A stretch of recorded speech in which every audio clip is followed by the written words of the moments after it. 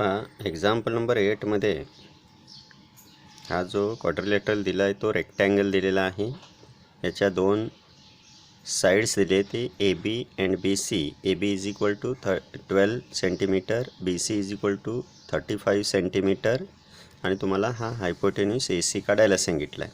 Using Pythagoras theorem A C square is equal to A B square plus B C square, जी कर्णाचा वर्ग बरोबर उरलेल्या दोन्ही बाजूंच्या वर्गांची बेरीज. ए सी ची किंमत काढायची. ए सी स्क्वेअर, ए बीची व्हॅल्यू ठेवली 12 स्क्वेअर प्लस 35 स्क्वेअर.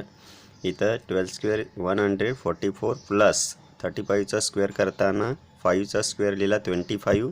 3च्या पुढची एक संख्या 4, 3 इंटू 4 हे 12, म्हणजे ज्याच्या एकक स्थानी 5 आहे त्या संख्येचा वर्ग करण्याची पद्धत. 5चा वर्ग केला, 3च्या पुढची 12, 3 इंटू 4 12 आलं 1225. या दोघांची बेरीज झाली 1369. A C is equal to square root of 1369 आणि याचं स्क्वेअर रूट आहे 37 centimetre. Therefore diagonal of a rectangle is equal to 37 centimetre. Example number 7. In figure, angle DFE is equal to 90 degree. Segment FG is perpendicular to segment ED. If ZD is equal to 8 and FG is equal to 12 centimeter, find EG. या F सीची किंमत जी आहे ती 12 centimetre आपल्याला दिलेली आहे. ती किंमत इथं ठेवली. फाइंड ई जी ही किंमत आपल्याला काढायला सांगितल्या. F D and E F या तिन्ही किमती काढायच्या आहेत. ई जी, त्यानंतर एफ डी आणि ई एफ. यामध्ये हा ट्रायंगल जो आहे तो राईट अँगल ट्रायंगल आहे आणि या अँगलमधून त्याच्या हायपोटेन्यूसवरती हा परपेंडिक्युलर काढला आहे. म्हणून by using geometric mean property, because triangle D F E angle DFE is equal to 90 degree and segment FG is perpendicular hypotenuse ED. हा जो पार्ट आहे तो गिव्हनचा आहे. therefore by using geometric mean property,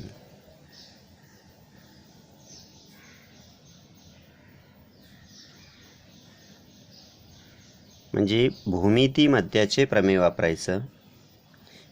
बघा, 90 अंशाच्या कोनातून त्याच्या समोरच्या बाजूवरती म्हणजे कर्णावरती जर शिरोलंब टाकला तर या रेषाखंडाचा वर्ग बरोबर या दोन्ही रेषाखंडांच्या लांबींचा गुणाकार असतो.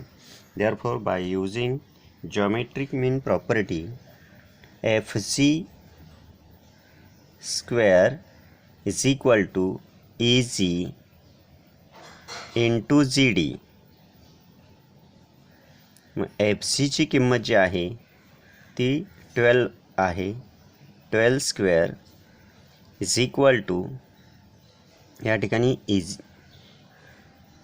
EG ही किंमत आपल्याला फाइंड आउट करायची आहे. into ZD 8. Therefore 12 square 144 is equal to EG into 8. Therefore EG is equal to हा 8 मल्टिप्लिकेशनला आहे, ह्याला आल्यानंतर इकडे divided by 144 divided by 8. Therefore EG is equal to 8 न भागा 8 एके 8, 6 राहिले 8 8 24.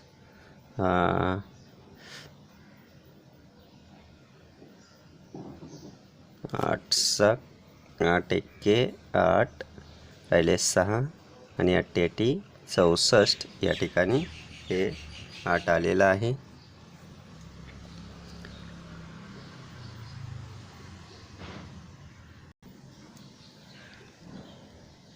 या ठिकाणी इजीची किंमत आली 18 सेंटीमीटर किंवा 18 युनिट दिलं नसेल तर. आता ही किंमत आपण या ठिकाणी काढलेली आहे. ही आता आपल्याला डी एफची किंमत काढायची आहे. मग हा ट्रायंगल डी जी एफ या ट्रायंगलमध्ये हा अँगल 90 डिग्री आहे. यामध्ये पायथागोरस यूज करूया. इन ट्रायंगल इथे एक आकडा लिहू, दुसरा आकडा in triangle D G F. हा यात पायथागोरस प्रमेय D F square is equal to D G square plus F G square.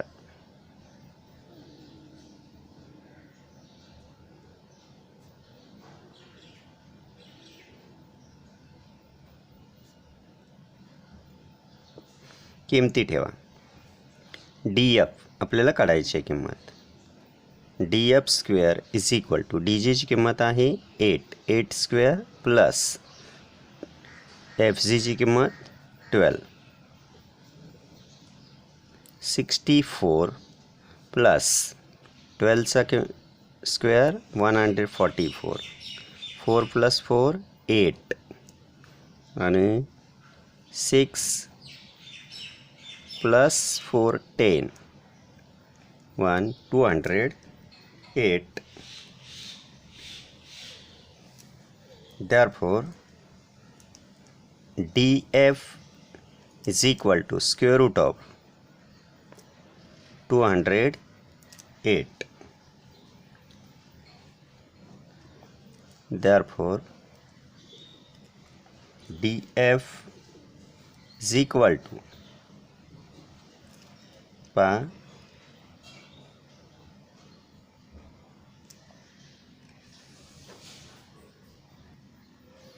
याची फोड करू. 16 × 13 D F is equal to ह्याचं स्क्वेअर रूट आलं 4 × 13 म्हणून डी एफची व्हॅल्यू आली 4 × square root of 13.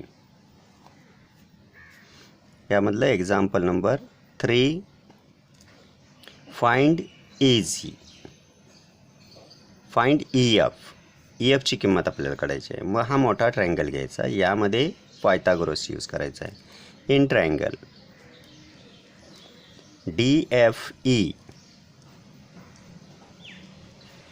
Angle D F E is equal to 90 degree. यामध्ये Pythagoras use करा. D F square plus F E square is equal to D square.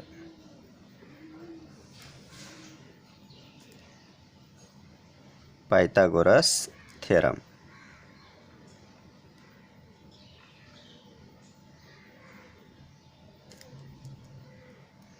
किमती ठेवा. D F ची किंमत आपण काढलेली 4 × √13 ब्रॅकेट स्क्वेअर प्लस ई एफची value find out करायची. E F square is equal to D. डीची व्हॅल्यू पहा, हे 26 स्क्वेअर. स्क्वेअर करा.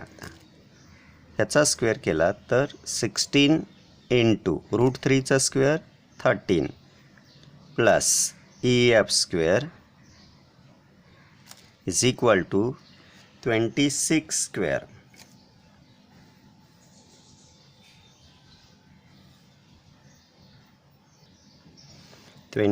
Square is equal to 676. 16 into 13 याची किंमत आहे 208. 208 is equal to EF square is equal to 676. EF square is equal to 676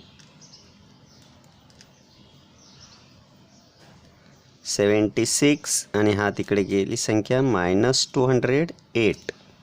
therefore EF square is equal to, ही वजाबाकी करा. 8 आणि 8 16, चला 1 7मधून 1 गेला, 6 राहिले आणि परत हे आले 468 आणि याचं स्क्वेअर रूट घ्या. EF is equal to square root of 468. Therefore EF याची फोड करूया. 36 इंटू 13 आणि EF इज इक्वल टू याचं स्क्वेअर रूट आलं 6 इंटू रूट 13. या पद्धतीनं ह्या तिन्ही किमती. आता इथे ही किंमत काढताना आपण जॉमेट्रिक मीन प्रॉपर्टी वापरली.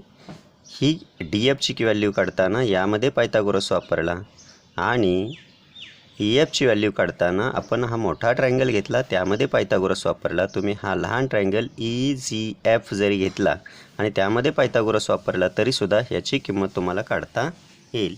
या पद्धतीनं ही तीनही गणितं समजून घेऊन आपल्या वहीमध्ये लिहून काढायचे. धन्यवाद.